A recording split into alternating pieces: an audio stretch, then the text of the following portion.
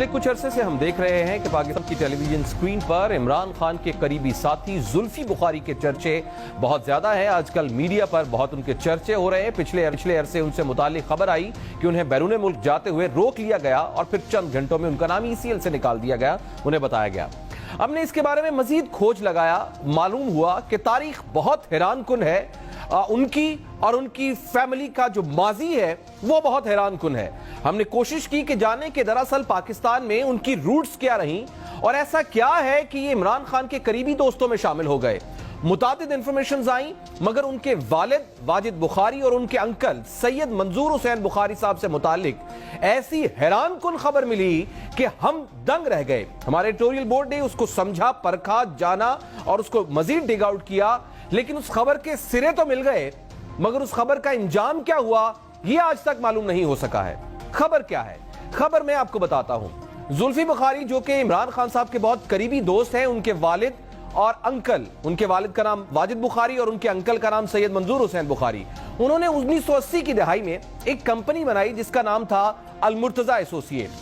زلفی بخاری کے والد واجد بخاری اور انکل منظور حسین بخاری 1981 کے ضیاء دور میں اسی کمپنی کے تھرو 2300 افراد کو پاکستان سے افرادی قوت کے طور پر لیبیا بھجوانے کا جو پروپوزل تھا وہ لے کر منظر عام پر آئے، وہ سامنے آئے۔ المرتضی ایسوسیٹ نامی کمپنی بنائی گئی اور پاکستان کے 5 اوورسیز امپلائمنٹ کمپنیوں کے ذریعے یوں جو 2300 پاکستانی تھی، یہ بہت بڑی تعداد تھی افراد کی جو کہ ہسٹری میں نہیں ملتی ہے، 2300 پاکستانیوں کو لیبیا بھجوا دیا گیا۔ سب سے پہلی حیران کن بات یہی کہ اس قدر زیادہ افراد کی ضرورت کیوں پیش آئی۔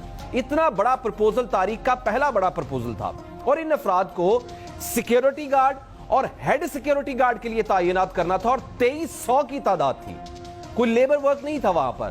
جب یہ افراد لیبیا چلے گئے تو ان کے اہل خانہ کو، جو افراد گئے تھے ان کے اہل خانہ کو خط آنے لگے انہی افراد کے جو وہاں گئے تھے کہ انہیں لیبیا کے صحراؤں میں فوجی تربیت دی جا رہی ہے۔ پھر یہ بھی سنا گیا کہ انہیں دمشق لے جایا گیا اور انہیں کام کرنے سے انہوں نے وہاں انکار کر دیا کام کرنے سے۔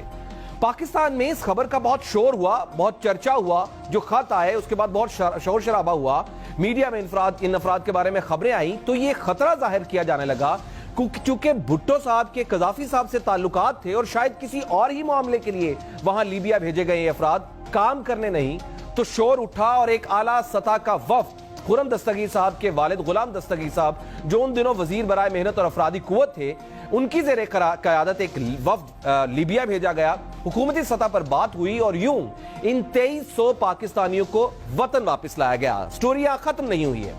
جیسے ہی لوگ لیبیا سے پاکستان آئے، انہیں انٹیلیجنس اور سیکیورٹی ایجنسیز کی جو JIT بنائی گئی تھی سیکیورٹی ایجنسیز کی طرف سے، ان کے حوالے کیا جاتا رہا۔ پھر ان کی ڈی بریفنگ ہوتی رہی اور ان کے بارے میں مزید تحقیق کی جاتی رہی اور پھر انہیں رہا کر دیا جاتا رہا۔ اسی دوران ان 5 ایجنٹس جنہوں نے وہاں بھیجا تھا، جو کمپنیز تھی، ان کے خلاف مقدمے ہوئے۔ ایک JIT بنی جس نے پاکستان واپس آنے والوں کی ڈی بریفنگ کی۔ واجد بخاری اور منظور حسین بخاری جو کہ زلفی بخاری کے والد اور انکل ہیں، ان کے خلاف 3 نومبر 1982 کو FIA پاسپورٹ سیل راولپنڈی میں 161/82 آن ریکارڈ ہے، 161/82 نمبر سے FIR درج ہوئی۔ اس مقدمے کا چالان خصوصی فوجی عدالت میں بھیجا گیا کیونکہ زیادہ اور تھا، اور اس مقدمے میں 471، 468، 420 PPC اور MLO یعنی ملٹری لیجسلیشن آرڈر 77 کی دفعات شامل کی گئی۔ 8 اکتوبر 1984 کو خصوصی فوجی عدالت نمبر 52 راولپنڈی نے واجد بخاری جو کہ زلفی بخاری صاحب کے والد صاحب ہیں اور منظور حسین بخاری جو ان کے انکل ہیں، ان کو مجرم قرار دیتے ہوئے ان کی غیر موجودگی میں، ایبسنشیا میں 14 سال قید اور 5 لاکھ روپے جرمانے کی سزا سنائی۔ ساتھ میں منقولہ اور غیر منقولہ جائیداد بھی ضبط کرنے کی سزا سنا دی گئی۔ دونوں مجرم پاکستان میں نہ ہونے کی وجہ سے گرفتار نہ ہو سکے۔ اس کے بعد پیپلز پارٹی کی حکومت آئی تو اس دور میں قانون سازی کر کے جو فوجی عدالتوں سے ملنے والی سزائیں تھی اور جو اس وقت آرڈیننس پاس ہوئے تھے وہ کالعدم قرار دے دی گئی۔ یہ سارا کچھ ہو گیا، لیکن واجد بخاری اور منظور حسین بخاری کے خلاف جرم اپنی جگہ موجود رہا۔ وہ سزائیں تو معاف ہو گئیں، کیسے سزائیں معاف ہوئی اس کی ریزن میں نے آپ کو بتائی، لیکن جو جرم ہوا تھا وہ وہیں کا وہیں موجود رہا اور آج تک اس جرم کا کچھ پتہ نہیں ہے۔ پھر آپ کو یاد ہوگا کہ تحریک انصاف کا اسلام آباد میں دھرنا ہوا۔ اس माफ कीजिएगा, इस धरने के दौरान उस वक्त के वजीर दाखिला चौधरी निसार साहब ने वजारत से इसकी रिपोर्ट मांगी, वो फाइल मंगवाई गई, उन्हें रिपोर्ट भी दी गई, उससे मुतालिक जो अफराद से उनसे जो रिटायर्ड भी हो चुके थे उनसे फोन करके पूछा गया कि ये क्या हुआ था। और शायद ये कहा जा रहा है कि पीटीआई से नरम दिली का मुजाहरा करते हुए चौधरी निसार साहब ने इस बारे में कोई बात ही नहीं की।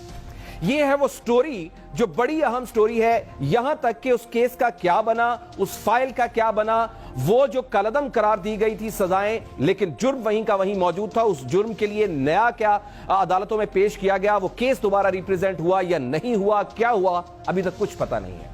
हमने जुल्फी बुखारी साहब से राब्ता किया, उन्हें रिक्वेस्ट की कि वो अपना मौकिफ दें, तो उन्होंने आज टीवी पर आने से मौजरत कर ली। कल का वादा किया है, हमारी स्क्रीन उनके वर्जन के लिए हाजिर है, वो आएं और हमें इस मामले के बारे में और इस मामले के इंजाम के बारे में बताएं कि इस केस का हुआ क्या है, इसका एंड कैसे हुआ। उनके वालिद साहब वाजिद बुखारी साहब, उनके अंकल साहब मंजूर हुसैन बुखारी साहब, वो भी अपना वर्जन देना चाहे तो कैपिटल टीवी हाजिर है।